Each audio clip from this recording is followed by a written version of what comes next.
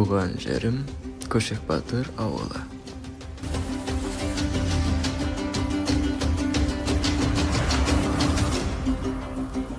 Талай тарихқа куә, тасқындап тауды тілген Талас өзені.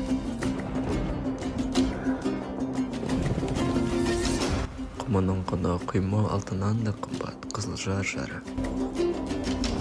Ұшса қыранның қанаты, шапса тұлпардың тұяғы талған ұлан ғайыр кең дала. Сол дархан даланың төсіндегі аң құстар. Барлығы біздің мақтанышымыз. 2000 жылы Көшек Батыр ауылынан 8 шақырым жердегі биік шоқының басында Көшек Батыр кесенесі бой көтерді.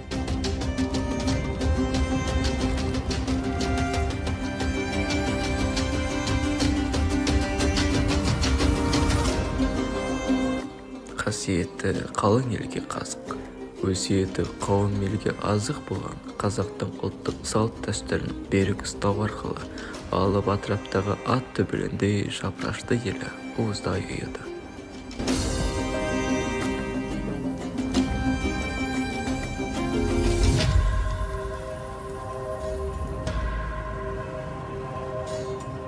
Озық үлгіде құралдармен жабдықталған Жамбыл атындағы білім ортада ұлағатты ұстаздардың ілімін бойға сіңірген болашақтың жастары кезі келіп, кемеліне жеткенде елдің дамуына үлкен үлес қосары хақ.